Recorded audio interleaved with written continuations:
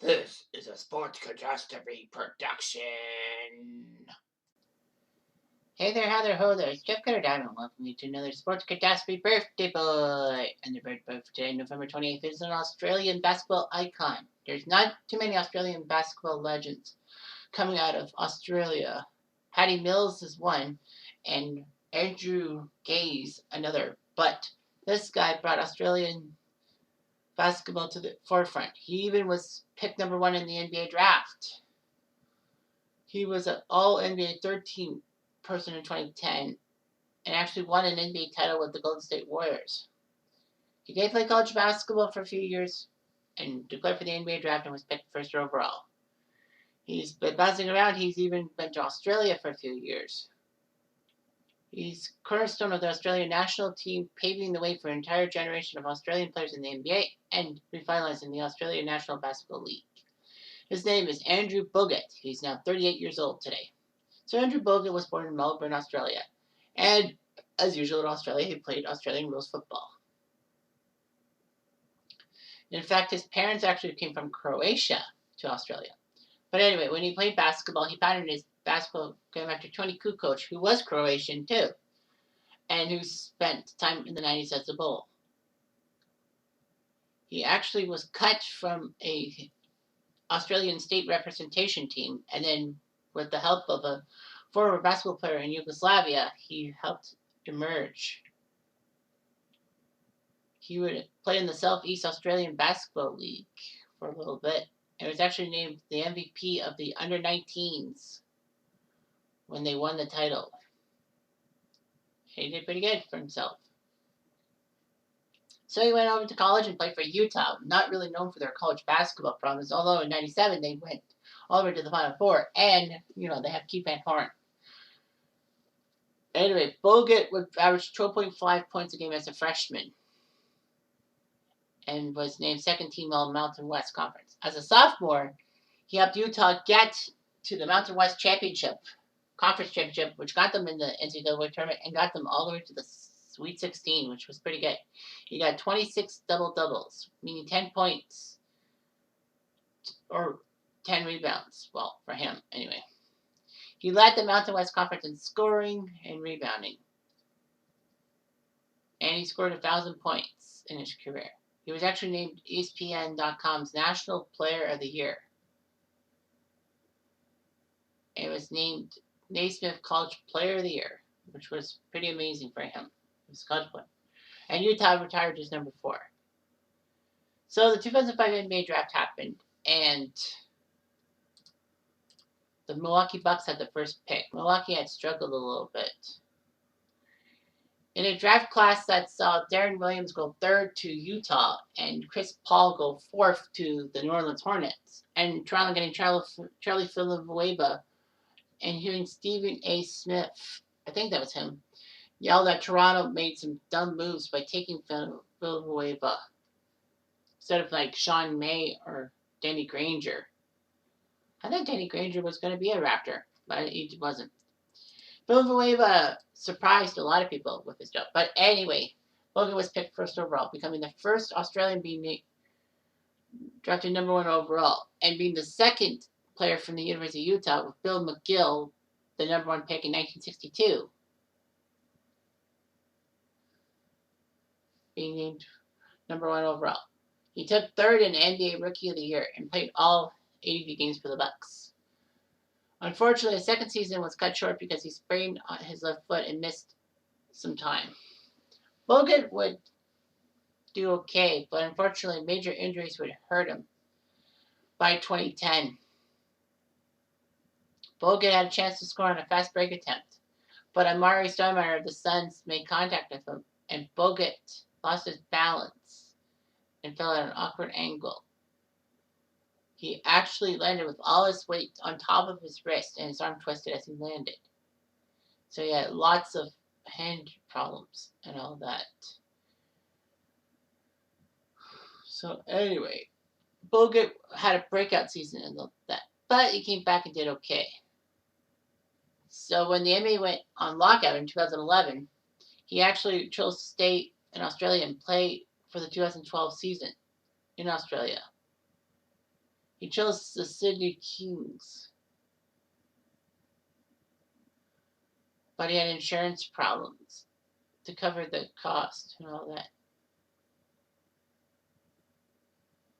However, at the conclusion of the lockout, he went back to Milwaukee. Unfortunately, he would fracture his ankle in January, ruling him out. So, with the trade deadline happening, the 2012 trade deadline, Milwaukee decided to trade the guy who was supposed to be the cornerstone of the Bucks. That's the number one pick. They traded him and Steven Jackson to Golden State for Monty Ellis, Ekpe Udoh, and Kwame Brown. So he did have to go through surgery in April to clean out loose particles and bone spurs in the ankle.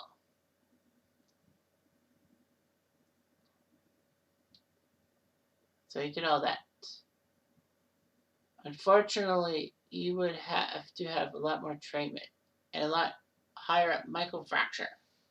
All that. He did return in January 2013 to the Warriors.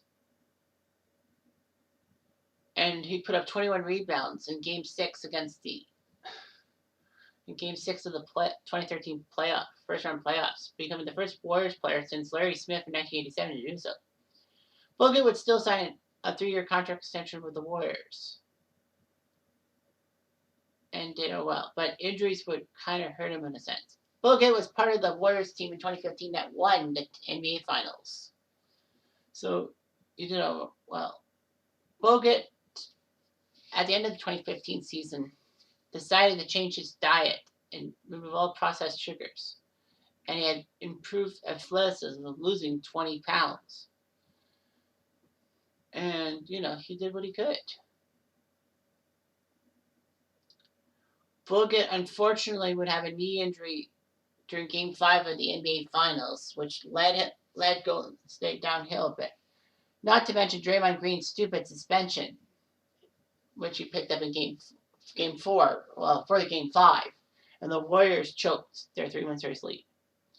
Bogut, though, was traded to Dallas for a second-round pick, mostly to free up salary cap space so that they could get Kevin Durant, who Oklahoma City will never forgive for changing teams. Bogut would play for Dallas in their opener, but unfortunately injuries would hurt him. Dallas would then trade him to Philadelphia for Nerlens Noel. So they were looking to the future and all that. But the Sixers waived him. Bogut would then, after being waived by the Sixers, sign with Cleveland. Unfortunately, he broke his left leg 56 seconds into his Cleveland debut. And all that.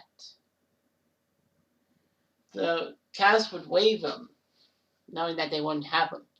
And then in the 2017 free offseason, he signed with the Lakers, but was waived a few months later. He decided to stay in Australia with his pregnant wife. Then he went back to Australia to play for the Sydney Kings of the National Basketball League and was named MVP. Unfortunately, Sydney would lose the semifinals to Melbourne.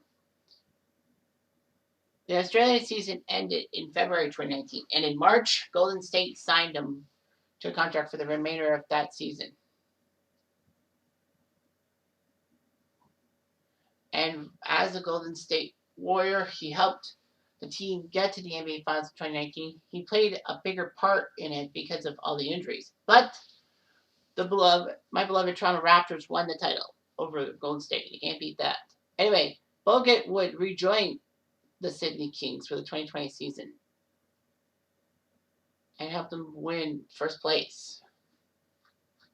Unfortunately, surgeries would ruin him, especially in his lower body. Because of the injury issues, he decided to retire from basketball for good, December 2020. So anyway, he tried to help Australia out internationally, but injuries would ruin him and all that.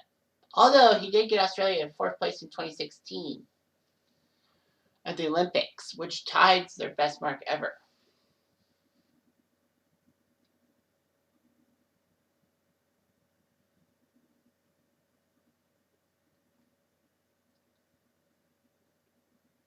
So anyway. So in the NBA, he played 706 games for Milwaukee, Golden State, Dallas, Cleveland, and the Lakers. 9.6 points per game, 8.7 rebounds per game. Imagine what he would have been like if he was healthy.